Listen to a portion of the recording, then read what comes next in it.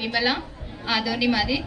ఇక్కడ అందరికి వచ్చినందుకు నమస్కారం. మన గురువు గారైన పత్రిజీకి నమస్కారం. నేను ఈ ధ్యానంలోకి ఏ విధంగా వచ్చినానంటే, ఫస్ట్ మా పిల్లలు ఎల్కేజీలో ఉన్నప్పుడు మా ఫ్రెండ్ ఆదివారం అయినా కూడా పక్కనే ఉన్నది సెంటరు. ఆదివారం అయినా కూడా పిల్లల్ని వచ్చి ఇడిచిపెట్టి పోతున్నది. సర్లే మా ఇద్దరు క్లాస్మేట్స్ అనమాట. సరే వచ్చి ఇడిచిపెట్టిపోతున్నారు కదా అని ఊరుకున్నాను. వర్షం పన్నా కూడా గొడుగు బట్టి విడిచిపెట్టి, మా ఫ్రెండ్ ఏం ధ్యానం గురించి చెప్పేది కాదు నాకు.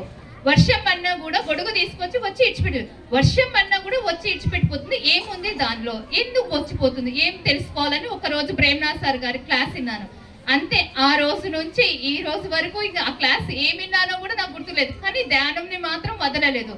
ఈ ధ్యానం వల్ల చాలా ఉపయోగాలు. అంటే ప్రతి ఒక్కరి ఇంట్లో ఆడవాళ్ళు ఒక్కరూ ధ్యానం, ఈ విధంగా నేను ధ్యానంలోకి వచ్చినాను. అంటే ఈ ధ్యానం ద్వారా నేను నేర్చుకున్న విశేషాలు అంటే ఏం నేర్చుకున్నా అంటే, ఒక్కరి ఇంట్లో ఆడవాళ్ళు ఒక్కరూ ధ్యానం నేర్చుకున్నారంటే ఆ కుటుంబం మొత్తము ఒకటే నేర్చుకుంటది. అంటే ఒక హౌస్ వైఫ్ ధ్యానం నేర్చుకుంటే అట్లా మెట్టింటి వారిని, అటు పుట్టింటి వారిని, తన బిడ్డలను, తన మొగుడిని, మన ఫ్రెండ్స్ ని ఎంత మందిని గెలుచుకుంటుందంటే అంతమందిని గెలుచుకుంటుంది. మనం కరెక్ట్ గా సార్ చెప్పిన ధ్యానము, సత్సంగము, ధ్యాన ప్రచారము చేసినము అంటే ఆటోమేటిక్ గా మనకు తెలియకుండానే మన కుటుంబ సభ్యులందరూ మనకు సహకరిస్తారు. మన నోటి నుంచి ఏమొచ్చినది అట్లా కాదు ఇట్లా మనకి ఎంత సపోర్ట్ చేస్తారు అంటే అసలు మనం ఆలోచించాల్సిన అవసరమే లేదు. ఆటోమేటిక్ వాళ్ళు ప్రచారం చేస్తారు.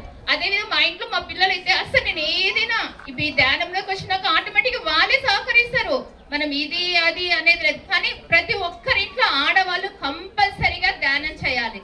ధ్యానం చేసి మన కుటుంబాన్ని ఒక్కటే కాదు, అంటే మన కుటుంబం ఒక్కటే అంటే ఆటోమేటిక్ మనకి ఎంతమంది కుటుంబాలు ఉంటాయి, పుట్టింటి వాళ్ళను, మెట్టింటి వాళ్ళను, మన ఫ్రెండ్స్ ముందు ఫస్ట్ మనల్ని మనం గెలుచుకుంటాం. కాబట్టి ఈ అవకాశం ఇచ్చిన సంఘాల వారికి ధన్యవాదాలు. Thank you so much madam. ముగ్గురు మూడు ఆణిముత్యాలు చాలా చాలా చాలా చెప్పారు. చప్పట్లతో మన కృతజ్ఞత తెలియజేసుకుందాం. Thank you. ఒక చిరు సత్కారాన్ని స్వీకరించవలసిందిగా కోరుతున్నాం. థ్యాంక్ యూ మా.